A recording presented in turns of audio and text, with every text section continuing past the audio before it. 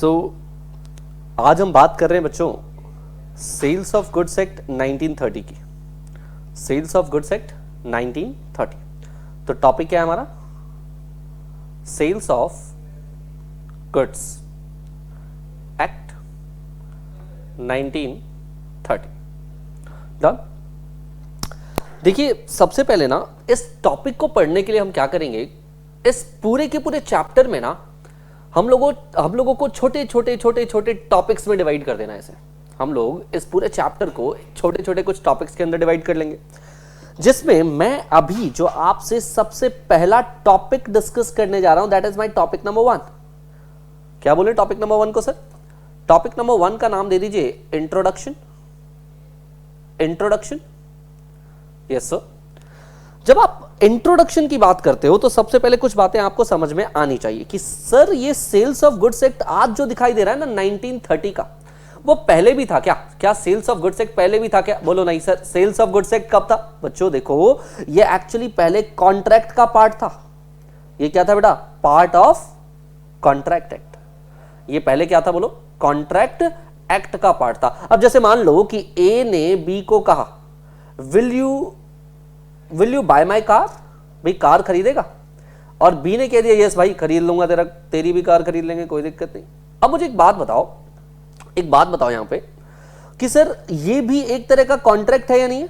हाँ सर बिल्कुल, ये तो एक तरह का कॉन्ट्रैक्ट ही है, लेकिन क्योंकि आप यहां पर सेल की बात कर रहे हो तो इसको गवर्न किया जाएगा by the sales of goods act 1930। By the sales of goods act 1930, लेकिन है तो एक तरह का कॉन्ट्रैक्ट ना। हाँ सर, आपको बताऊं, बहुत समय तक sales of goods act 1930 was the part of contract act 1872। क्या बात कर रहे हो सर? हाँ बेटा बिल्कुल, बहुत समय तक ऐसा ही था कि जो सेल्स ऑफ गुड्स एक्ट 1930 था ना, वो पार्ट था किसका? कॉन्ट्रैक्ट एक्ट 1872 का। मैं आपको बता दूं कि जब हम कॉन्ट्रैक्ट एक्ट की बात करते हैं तो कॉन्ट्रैक्ट एक्ट के अंदर, कॉन्ट्रैक्ट एक्ट में बच्चों सेक्शन नंबर 1 से लेकर के 75 तक, जिसको हम लोग कहते हैं जनरल कॉन्ट्रैक्ट, इसको हम लोग क्या नाम दे सकते हैं? बोलो, जनरल कॉन्ट्रैक्ट्स। सेक्शन नंबर 1 से लेकर के 75 तक that deals with the general contracts. वो तो वैसे भी ऑफर क्या है, एक्सेप्टेंस क्या है, कंसिडरेशन किसे कहते हैं, टाइप्स ऑफ कंसिडरेशन क्या हो सकता है सर, है ना? तो सर ये तो वैसे भी एप्लीकेबल है किसके ऊपर? सोगा के ऊपर, सेल्स ऑफ गुड्स एक्ट के ऊपर। लेकिन इसके बाद वाला जो पार्ट है ना, दैट डील्स सेक्शन नंबर 76 से लेकर के 123 वाला। आपको बताऊं, यही था 1930 से पहले जो कि गुड्स से डील करता था, सॉरी सेल्स ऑफ गुड्स से डील करता था, सेल्स ऑफ गुड्स से डील करता था। लेकिन 1930 के समय पे अब हमने देखा कि यार अब ना कॉन्ट्रैक्ट एक्ट में ना जो ये सेल्स ऑफ गुड्स एक्ट है उसमें वैसे भी इतने सारे प्रोविजंस नहीं हैं जितना अब इकोनॉमी के डेवलप्ड होने के बाद हमें दिखाई दे रहा है। तो इकोनॉमी क्योंकि डेवलप्ड होना शुरू हो रही थी तो हम लोगों ने कहा कि एक काम करते हैं, इसको सेपरेट करते हैं, और हमने इसी समय 1930 में एक अलग से एक्ट बना दिया जिसका नाम रखा, बोलो, sales of goods act 1930। Correct? ठीक है सर। तो आपने क्या समझाया सर? आपने ये समझाया कि सेल्स ऑफ गुड्स एक्ट 1930 जो है वो पहले क्या था बेटा? कॉन्ट्रैक्ट एक्ट का ही पार्ट था। फर्स्ट पॉइंट तो क्लियर है सर? बिल्कुल फर्स्ट पॉइंट क्लियर है।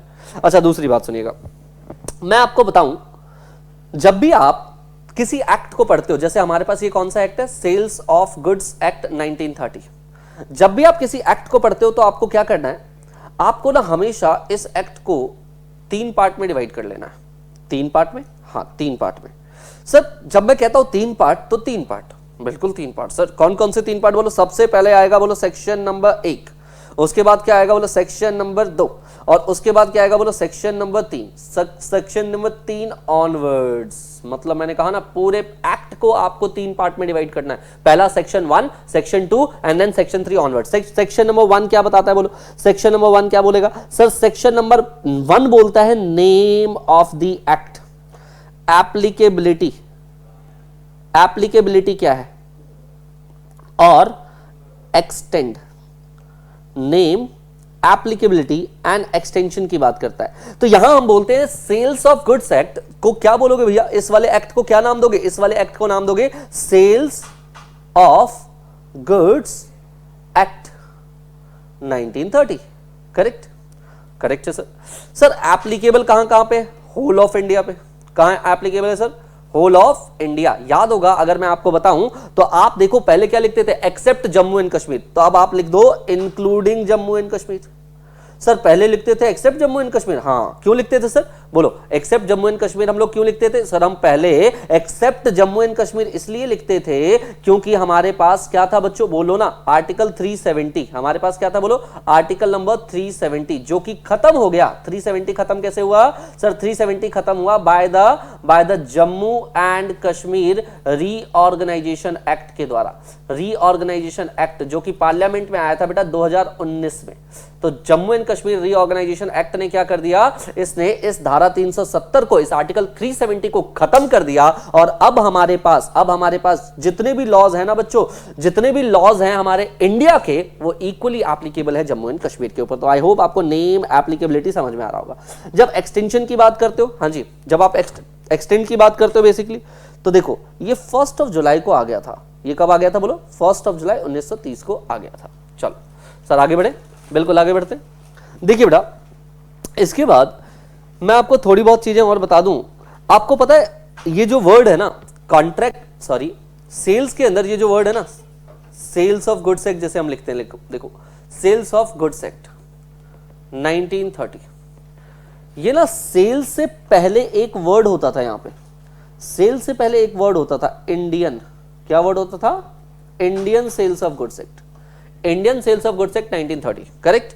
ये इंडियन वर्ड को ना देखो एक्चुअली क्या था, ब्रिटिशर्स का लॉ है। तो ब्रिटिशर्स पहले क्या कर रहे थे, ब्रिटिशर्स ऐसा काम कर रहे थे कि सर वो अपने यहां पर भी सेल्स ऑफ गुड्स एक्ट बना रहे हैं और हमारे यहां पर भी सेल्स ऑफ गुड्स एक्ट बना रहे हैं। तो भाई हमारे यहां को डिफरेंशिएट करना चाह रहे हैं तो वो लिखेंगे इंडियन, है ना।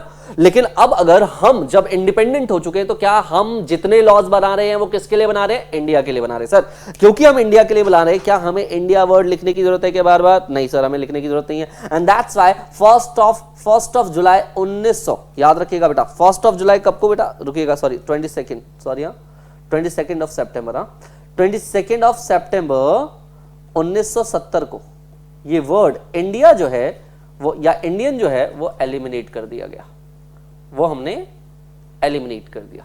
Is this clear? Yes sir. तो आपको बेसिक से कुछ चीजें मैंने आपको समझाई हैं। सबसे पहले कॉन्ट्रैक्ट एक्ट का पार्ट था जो सेक्शन नंबर 76 से लेकर के 123 तक डील करता था, अब इसको अलग बना दिया गया, करेक्ट। उसके बाद मैंने कहा सेक्शन नंबर 1 को पढ़ने का तरीका क्या होगा, आपको समझ में आ गया। सेक्शन नंबर 2, सर देखिएगा सेक्शन नंबर 2 जब होता है ना, सेक्शन नंबर 2 किसी भी एक्ट में पता है कैसे लिखा होता है? Definitional clause. क्या लिखा होता है? Definitional clause. तो इसको कैसे पढ़ते हैं, जब हम सेक्शन नंबर 2 की बात करते हैं तो सेक्शन 2 के साथ अगर एक लिखा हुआ है तो सेक्शन 2, ये देखना सेक्शन 2, इसको सबसेक्शन मत पढ़ना भैया, सबसेक्शन मत पढ़ना, इसको पढ़ना क्लॉज, है ना। इसको क्या पढ़ना है बेटा? क्लॉज। जनरली लोग क्या करते हैं, जनरली लोग सेक्शन के बाद सबसेक्शन पढ़ना शुरू कर देते हैं, लेकिन लॉ मेकर खुद चीख के कह रहा है सेक्शन नंबर 2 के अंदर भैया डेफिनेशनल क्लॉज। दैट्स व्हाई इसको क्या पढ़ोगे आप, बोलो सर सेक्शन 2 क्लॉज 1। क्लियर है? चलो सर सेक्शन 3 ऑनवर्ड्स, बेटा यहां कोई दिक्कत है ही नहीं। Section number 3 sub section 1 clause A, sub clause B, है ना। उसके बाद कुछ आया था सर सब क्लॉज बी के बाद सब क्लॉज, है ना। वैसे इतना ज्यादा एक्सटेंशन रखते नहीं है, लेकिन फिर भी अगर आपको लगता है कहीं दिख जाता है तो आप इसको सब क्लॉज ऐसे पढ़ते रहोगे, करेक्ट है जी। चलो बहुत बढ़िया, डन। आ जाइए आगे बात कर लें टॉपिक नंबर 2 की। सर टॉपिक नंबर 2 में क्या बताएंगे? टॉपिक नंबर 2 में मैं बताऊंगा scope of the act. Scope of the act, sir act का स्कोप क्या है? ध्यान से देखिए, आपको पता होना चाहिए जब मैं कहता हूं सेल हो रहा है तो सेल किन चीजों की होती है? सर सेल हो सकती है 2 चीजों की। सबसे पहले क्या? गुड्स की, that is movable property, movable property की। और सेल हो सकती है बच्चों इमूवेबल प्रॉपर्टी की। सेल हो सकती है मूवेबल प्रॉपर्टी की और सेल हो सकती है इमूवेबल प्रॉपर्टी की। जब आप मूवेबल प्रॉपर्टी कह रहे हो ना, मतलब कि गुड्स कह रहे हो आप। क्या कह रहे हो बोलो? गुड्स कह रहे हैं सर। लेकिन जब आप इमूवेबल प्रॉपर्टी कह रहे हो तब इसका क्या मतलब है सर? जैसे अगर मैं कहूं लैंड एंड बिल्डिंग हो सकता है, ठीक है, लैंड वगैरह हो सकता है। हाँ सर बिल्कुल हो सकता है। अच्छा देखो, क्या आपको ये पता है कि सेल ऑफ मूवेबल प्रॉपर्टी ही, केवल मूवेबल प्रॉपर्टी का सेल, ये तो sales of goods act deal करेगा, sales of goods act 1930 deal करेगा। लेकिन अगर इमूवेबल प्रॉपर्टी का सेल हो रहा है तो ये किस में डील होगा बोलो? ये डील होगा सर, ये डील होगा बोलो transfer of property act, transfer of property act, और ये है 1872 का। प्यार से हम इसको TOPA दैट इज टोपा एक्ट के नाम से भी जानते हैं। करेक्ट है? चलो बहुत बढ़िया, ये रहा मेरा टॉपिक नंबर 2। अब आते हैं टॉपिक नंबर 3 पे। टॉपिक नंबर 3 बहुत सिंपल है। टॉपिक नंबर 3 जो है हमारे पास, इसमें हम बात करेंगे डेफिनेशंस। यहां से हम डेफिनेशन शुरू कर देंगे, और सबसे पहला डेफिनेशन किसका होना चाहिए भाई? जब आप बात कर रहे हो सेल्स ऑफ गुड्स की, तो सबसे पहला डेफिनेशन हम ले लेते हैं बायर। बायर यहां ये डिफाइंड है बेटा सेक्शन 2 क्लॉज 1 के अंदर। बायर जो डिफाइंड है वो डिफाइंड है, बोलो, सेक्शन 2 क्लॉज 1 के अंदर। अच्छा देखना, इसकी एक्सटेंशन बहुत एक्सटेंसिव जो है कवरेज ली गई है। बोला गया बायर मींस, बायर मींस, बोलो बायर मींस क्या sir? Buyer means person, buyer means a person. अच्छा, अ पर्सन, कौन सा पर्सन? देखिए, हु बाइज, जो बाय कर रहा है, या or agrees to buys, agrees to buys, ठीक है? Who buys or agrees to buys, correct? क्या चीज? Goods. Who buys or agrees to buys what? Goods, correct? अच्छा देखो, जब आप कहते हो हु बाइज, क्या बोल रहे हो बेटा? बोलो, हु बाइज, भैया बाय करेगा, मतलब कि आप क्या बोल रहे हो भैया? आप देखो, जब आप बाइज बोल रहे हो तो इसका मतलब आप ये कह रहे हो कि भाई आपने पैसे दिए। देखो, ए ने पैसे दे दिए। ए ने क्या किया बेटा? ए ने दिए पैसे। एक सेकेंड रुकना, देखो उसने किया कि ए ने दिए हैं पैसे बी को, करेक्ट? और बी ने दिया क्या बेटा? गुड्स। यहां से मनी आया, यहां से गुड्स आया। ये क्या है बेटा? ये इमीडिएट सेल हो गया भैया। ये सेल की बात कर रहा है। किसकी बात कर रहा है? बोलो, ये सेल की बात कर रहा है। लेकिन एग्रीज टू बाय की बात करें अगर, तो भैया ए ने मान लो बी से कहा कि मैं तुझे सामान बेचूंगा, तो बी कह रहा है मैं तुझे पैसे दूंगा। फ्यूचर की बात हो रही है, मैं फ्यूचर में आपको सामान बेचूंगा, और ये कह रहा है मैं फ्यूचर में आपको पैसे दूंगा। मतलब अभी कुछ भी इमीडिएटली नहीं हो रहा, ये they are agrees to buy basically. तो इसको क्या बोलोगे बेटा? इसको बोलोगे एग्रीमेंट टू सेल हो रहा है। क्या हो रहा है? बोलो, एग्रीमेंट टू सेल के केस में ये कह सकते हो सर ये भावी फ्यूचर में होने वाले बायर और फ्यूचर में होने वाले सेलर हैं। बोलो ना, हाँ सर ये फ्यूचर में होने वाले बायर और सेलर। लेकिन क्या इनको भी हमने इस डेफिनेशन में इंक्लूड कर लिया? क्या हमने इसको भी इसी डेफिनेशन में इंक्लूड कर दिया? Yes sir. मतलब जब आप बायर बोल रहे हो तो बायर मतलब जो बाय कर रहा है वो तो बायर है ही है, जो एग्री टू बाय कर रहा है वो भी बायर की डेफिनेशन में आ जाएगा। तो मतलब अगर मैं यहां पे एक नोट लिखना चाहूं, that the coverage of buyer is extensive। Buyer की कवरेज कैसे है सर? एक्सटेंसिव है। that includes present buyer. इसमें आपने प्रेजेंट बायर को तो इंक्लूड किया ही है, और साथ में आपने इसमें फ्यूचर बायर को भी इंक्लूड कर दिया है। डन? बिल्कुल सर। आइए एक और छोटी सी डेफिनेशन की चर्चा कर लें, दैट इज सेलर। सेलर जो है बच्चों सेक्शन 2 क्लॉज 13 में लिखा हुआ है। सेलर कहां लिखा है? बोलो, सेलर लिखा है sir section 2 clause 13। Section 2 clause 13 यहां कह रहे हैं सेलर मीन्स कौन? Person who sells or agrees to sells और agrees to sells।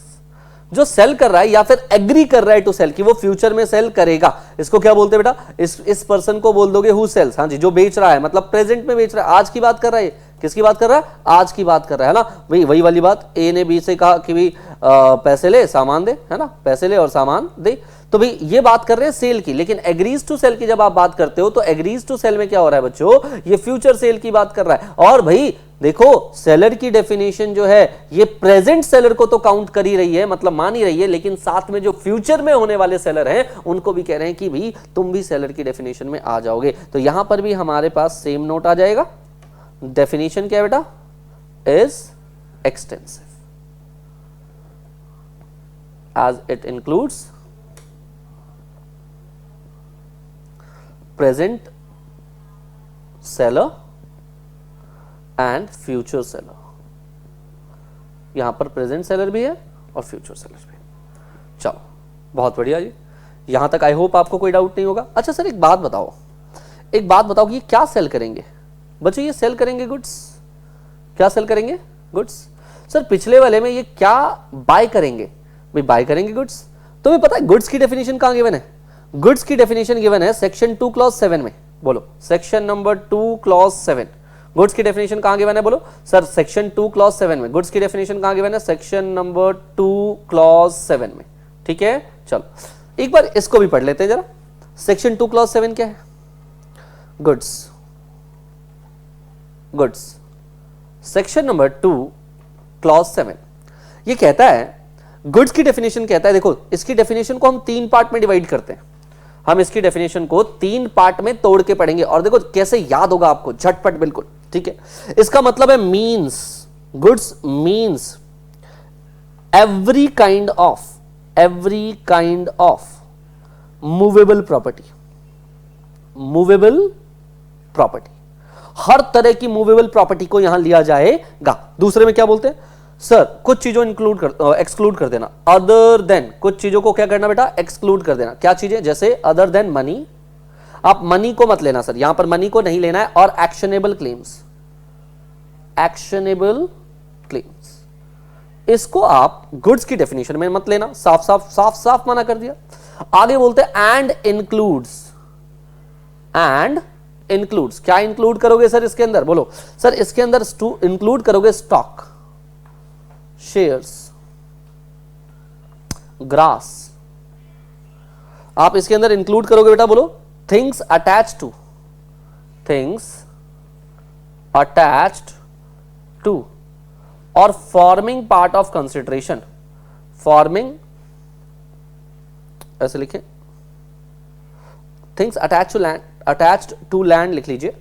ठीक है, वो भी ठीक है। थिंग्स अटैच्ड टू लैंड, ठीक है, ये भी ठीक है। तो सर ये चीजें भी आप क्या बोल रहे हो? इनको भी आप बोल रहे हो सर ये क्या है? ये आपके पास गुड्स की डेफिनेशन में शामिल है। सर ये तो समझ में आया कि आप ये कहना चाह रहे हो कि every kind of movable property, हर तरह की क्या है बेटा? मूवेबल प्रॉपर्टी इसके अंदर आ जाएगी। एक बार जरा इसके ऊपर एनालिसिस करते हैं। देखिए बेटा, इसके ऊपर हम तगड़ी एनालिसिस करते हैं क्लास के अंदर। देखिएगा ध्यान से। जब मैं कहता हूं प्रॉपर्टी, जब आपने लिखा है sir property, every kind of movable property, तो प्रॉपर्टी यानी 2 तरह की होती है। एक होता है मूवेबल, एक क्या होता है बेटा? मूवेबल। और एक क्या होता है? बोलो इमूवेबल प्रॉपर्टी। करेक्ट है सर। मूवेबल प्रॉपर्टी में आगे वैसे आपको बताऊंगा, प्रॉपर्टी का मतलब ऑनरशिप है इस एक्ट के अंदर, लेकिन यहां पर अभी के लिए movable property and immovable property. Done sir. Movable property के ऊपर जैसे जनरली क्या होता है, इसका लाइफ स्पैन क्या होता है? बोलो इसका लाइफ स्पैन क्या होता है सर? कम होता है। लेकिन इसका लाइफ स्पैन क्या होता है? ज्यादा होता है। सर दूसरी बात, जब आप कहते हो कंज्यूम, हाँ जी, इसको क्या करते हो आप? इसको कंज्यूम करते हो, लेकिन इसको कंज्यूम करते हो क्या? जनरली जो है ना, रिमेन इंटैक्ट, ये इंटैक्ट रहता है। कैसे रहता है? ये इंटैक्ट रहता है।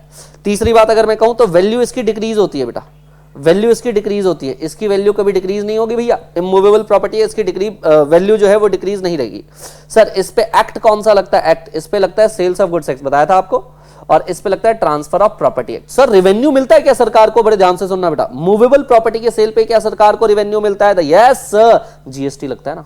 क्या लगता है? जीएसटी। लेकिन क्या इमूवेबल प्रॉपर्टी पे मिलता है क्या? यस सर मिलता है ना, उसको स्टैंप ड्यूटी मिलता है। क्या मिलता है? बोलो स्टैंप ड्यूटी। तो आप नीचे रेवेन्यू लिख करके लिख लीजिएगा, रेवेन्यू मिलता है क्या? यस रेवेन्यू मिलता है, यहां पे जीएसटी के रूप में और यहां पे स्टैंप ड्यूटी के रूप में। यहां पर क्या? स्टैंप ड्यूटी के रूप में। क्लियर है सर? यस सर क्लियर है। चलो तो आई होप आपको ये चीज क्लियर है, मूवेबल प्रॉपर्टी। फिर सर मनी की बात करते हैं। मनी का मतलब क्या? देखिए जब आप मनी की बात करते हो तो मनी को हम लोगों ने इस डेफिनेशन से ही बाहर कर दिया। हमने कहा गुड्स है ही नहीं भैया। तो बच्चों मनी 2 तरह की है। मनी हमारे पास कितने तरह की है? 2। एक जो करंट करेंसी, तो करंट करेंसी तुम बताओ क्या उसको गुड मान लोगे? नहीं सर, इनको गुड्स कैसे मानेंगे? लेकिन अगर आपके पास कोई ट्रेडिशनल, कोई पुराना कोई करेंसी वरेंसी है तो उसको क्या मानोगे? बोलो भैया वो कंसिडर्ड एज गुड्स। उसको क्या बोलोगे? उसको ट्रेडिशनल करेंसी को आप गुड्स बोल दोगे सर, है ना? होता है ना सर, पुराने सिक्के वगैरह आपको देखते होंगे आप लोग कि बहुत महंगे बिकते हैं। तो करेंसी जो है ट्रेडिशनल वाली, उसको गुड्स की डेफिनेशन में रखा जाएगा बच्चों। डन, ठीक है। अच्छा इसके अलावा जब मैंने कहा एक्शनेबल क्लेम्स को भी गुड्स नहीं मान रहे हो आप, एक्शनेबल क्लेम्स, एक्शनेबल क्लेम्स को भी आप लोग गुड्स की डेफिनेशन में नहीं ले रहे हो। तो इसमें कुछ एग्जांपल ले लेते हैं, जरा इसको ध्यान से देखिएगा। मान लीजिए mister A, mister B, mister A ने बी को कहा कि भाई गुड्स देगा क्या, क्रेडिट के ऊपर, उधार के ऊपर। बोला हाँ दे दूंगा, लेकिन 3 महीने बाद पैसे दे देना। बी कहता है आई प्रॉमिस, आई शपथ, तेरे को 3 महीने बाद पूरे पैसे मिल जाएंगे। लेकिन later on B refuse to pay, B refused to pay, हाँ जी B refuse to pay, B पैसे नहीं दे रहा है। बताओ ए के पास क्या है, ए के पास एक्शन लेने के लिए, देखना ध्यान से बेटा, क्या ए के पास एक्शन लेने के प्रॉपर ग्राउंड है क्या? यस सर, वो एक्शन ले सकता है, एक्शन लेकर के अपने पैसे निकाल सकता है। दैट्स व्हाई हम इसको कहते हैं एक्शनेबल क्लेम। क्या बोलते हैं इसको? Actionable claim. क्या इस क्लेम को आप लोग गुड्स की डेफिनेशन में रखोगे? नहीं सर, इन क्लेम्स को आप लोग गुड्स की डेफिनेशन में नहीं रखोगे। एक्शनेबल क्लेम्स जो है बेटा वो गुड्स नहीं होते, एक्शनेबल क्लेम्स गुड्स नहीं होते। ठीक है, ठीक है। इसके अलावा मैंने आपको एक चीज और बतानी है इसमें, वो भी देख लीजिए आप। जैसे अगर मान लीजिए कि आपने बैंक के अंदर, ए ने बैंक के अंदर जो है बच्चे वो एफडी कराई है, एफडी। बैंक ने क्या देना है उसको? वो देगा एफडी रिसिप्ट। क्या इस रिसिप्ट को आप गुड्स की कैटेगरी के अंदर रखोगे? बोलो यस सर, ये जो एफडी रिसिप्ट्स हैं वो गुड्स की कैटेगरी में आ जाएंगी, इनको आप गुड्स बोल सकते